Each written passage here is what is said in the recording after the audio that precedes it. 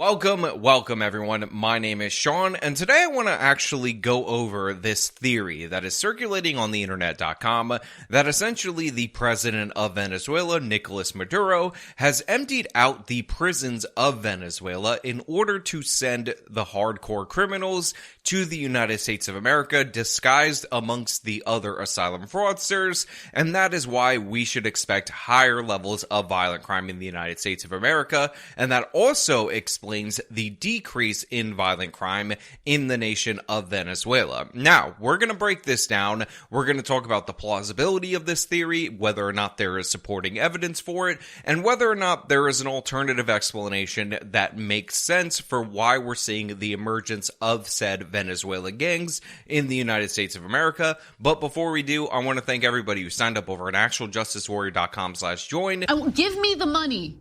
Give me the money.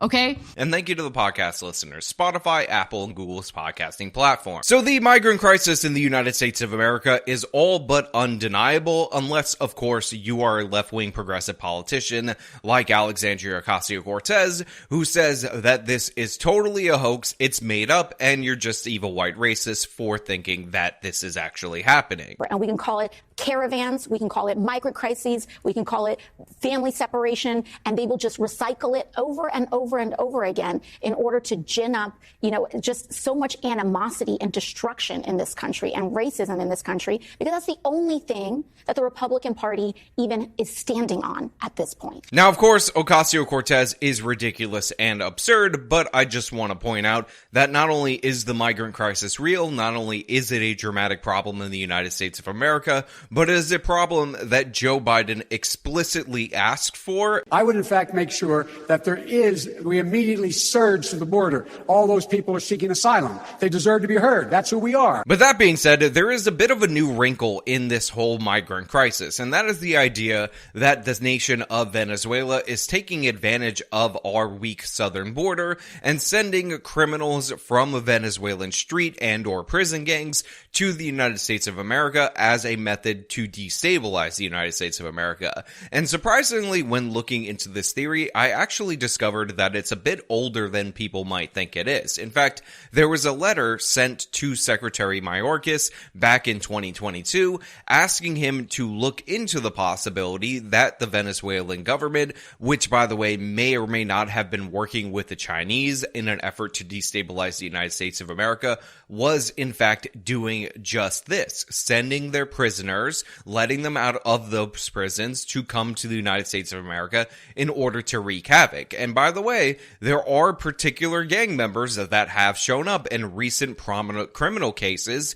that were not usually seen in the United States of America and were mostly in the prisons of Venezuela. The fastest growing transnational criminal organization known as the Tren de Aragua is a Venezuelan gang that has now infiltrated its way into the United States through various sectors of the U.S.-Mexico border. Now, to be clear, it is an undisputed fact that this criminal organization is in the United States of America, and by the way, is one of the fastest growing criminal organizations in Latin America at this moment in time. But keep that name in your mind, Tren de Aragua, because that organization has been popping up a lot in recent prominent headlines, and you guys might not remember this or you might not have heard this particular detail, but that infamous attack in Times Square on NYPD officers was actually perpetrated by this same criminal organization. These two people are confirmed members of that particular gang, so without any doubt, they are here in the United States of America. But of course, the question is, related to this particular theory, is whether or not the Venezuelan government itself has decided to send these people directly to the United States in order to create chaos in this particular country. That here in El Paso, Tren de Aragua, gang members who are identified are put into prosecution pathways for 1325 illegal entry into the United States.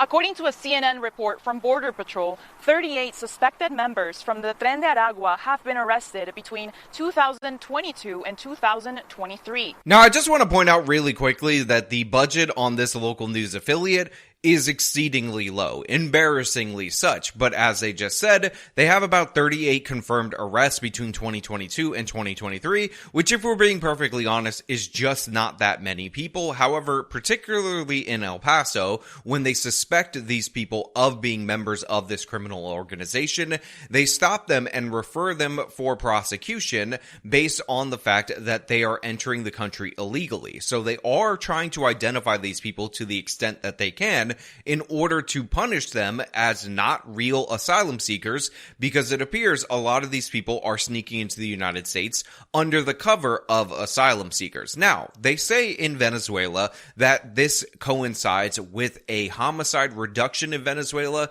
that is quite significant. And let us be clear, the numbers do not lie in that regard. However, the interpretation that people bring to those numbers might be a little bit skewed. So as you can see right here, this is a homicide chart per 100,000 from the nation of Venezuela. And according to their numbers, in 2022, their homicide rate was extraordinarily high at 40.4 per 100,000, and it reduced to 26.8 per 100,000. And obviously, this is a very significant drop in homicides in the nation of Venezuela, and this is what some people say you would expect to see if they released the people from their prisons and sent them to the United States of America. And by the way, I've actually looked at the data for Colombia, a neighboring country, and their homicide rate is particularly stable, which is interesting because you would expect some of these criminal people that are posing as migrants to the United States of America, that are expanding their influence, to be affecting Colombia if, again, they're being released from the prisons in Venezuela. But if you actually look a little bit further in the homicide data, what you can find out is that homicide had actually been dropping in Venezuela quite consistently from their peak in 2017. In fact, there is a greater drop in homicide from 2018 to 2019, and a greater drop from 2019 to 2020 than from 2022 to 2023. Now, I bring this up for two reasons. First and foremost, so that you could see for yourself that Venezuela is still a pretty violent place in Latin America. It's not like their homicide rate dropped in the same way as El Salvador. And by the way, I've actually had people in my comments accusing the El Salvadorian president of doing the same, sending the gang members to the United States of America, even though that's clearly and obviously not the case. El Salvador's significant drop in crime, and homicide in particular, has to do with the fact that they locked up significantly more people, and in Venezuela, people are accusing them of letting more and more people go. But it is important to note that in terms of context, they had more significant drops in homicide in Venezuela than what we've seen from 2022 to 2023.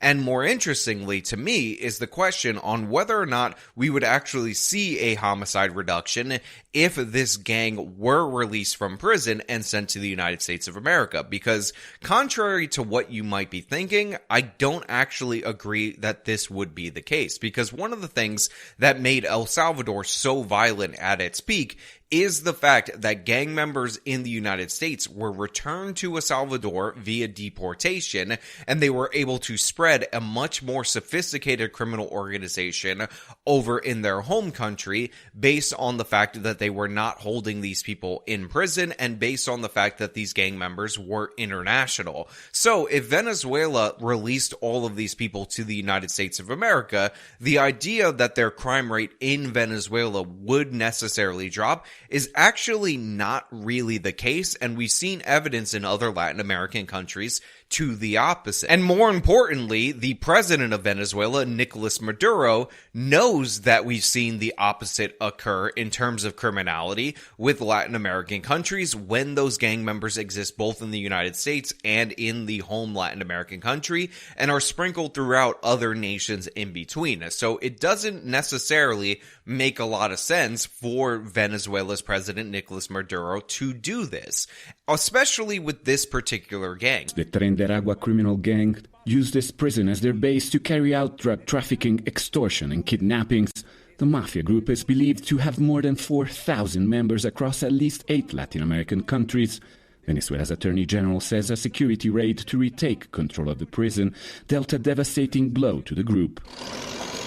On Saturday, the government proudly paraded media through the prison, showing how the group had used the facility as their headquarters, building a disco, a swimming pool, and even a zoo, all inside the detention facility. Also, we have evidence to believe that Venezuela, rather than cooperating with this particular criminal organization, has actually declared war on this particular organization, and one of the instances of this that was actually broadcast took place in September of 2023, where the Venezuelan government sent 1,100 troops to get control over a prison. And when I say prison, I want you guys to understand this was more of a hotel for the criminals, according to all of the different reporting, in that it had a zoo, a children's playground, and a nightclub, because this was one of the epicenters of that particular criminal organization, where they carried out a lot of different criminality, not only in Venezuela, but in other parts of Latin America. And we have some footage of that I want you to see. We have total control of this prison, and we have completely dismantled the self-proclaimed former Tren de Aragua. The government has released footage of Wednesday's operation, in which some 11,000 heavily armed troops from the National Guard stormed the prison. They recovered rocket launchers, grenades, high-caliber ammunition, and even Bitcoin mining equipment. The government says they have captured 60 members of the gang, but its top leadership, including their boss, known as El Niño Guerrero, managed to flee through tunnels. Now look, the reason I bring up this particular context for you guys out there in the audience is so that you can understand that just because you hear a theory and you see some supporting evidence doesn't necessarily mean that that theory makes sense. The fact of the matter is, the Venezuelan homicide rate did drop in 2023 to one of its lowest levels in history. However, there is more significant drops in recent history that don't necessarily coincide with our current migrant crisis. On top of that, the idea that the Venezuelan government is both working with this criminal organization while simultaneously raiding this criminal organization's epicenter, raiding its headquarters, and disrupting them with 11,000 troops is a bit far-fetched in my opinion. What I think is actually occurring in the nation of Venezuela is a bit of a crackdown on this organization, and on top of that, you have people that are members of this criminal organization taking advantage of the migrant crisis. However, they're not doing so under the direct direction of the Venezuelan government. And let us be clear, I do not like socialist institutions. I do not like socialist governments. I don't like Maduro. I'm not praising and or defending him. It just does not seem like the incentives line up as cleanly as people say they do. And while there is definitely 100% evidence for these gang members arriving in the United States of America and spreading throughout the course of Latin America, the fact of the matter is there isn't that much evidence that it's under the direction of the Venezuelan government. It seems like their crime rate is dropping due to a number of factors. First and foremost, it was already dropping prior to the United States asylum seeker migrant crisis. Secondly, and more importantly, it is dropping because a lot of males are leaving the nation of Venezuela and a lot of criminals are leaving the nation of Venezuela, which is actually more likely due to crackdowns rather than to a soft on crime kind of agreement with the nation of Venezuela. On top of that, if Venezuela was systematically removing the criminals and essentially sending them to the United States of America, we would likely see their crime rate go up in the long term, which is why they would be disincentivized from doing that. But if we set that long-term issue aside for the time being, we would likely see the crime rates in Venezuela reduce more than they actually have, because it's still a very violent place in Latin America with that homicide rate of around 25 per 100,000. It's still more dangerous than many American cities that you think are quite dangerous. Like, sure, there's undeniably been a crime reduction, but the city of Chicago has a lower homicide rate in 2023 than did Venezuela. So what I think is actually happening, what I think is actually going on, at least until further evidence is presented of this particular theory, is as follows. There is a weakness in the United States southern border. There were a lot of Venezuelans, disproportionately men, fleeing that country, and a lot of the criminal types are likely fleeing due to the crackdown on them that is occurring there. Now, by the way, the reason I attribute this to the crackdown rather than attributing it to this plan or scheme supposedly that Maduro has is because working with the gangs was the strategy in 2017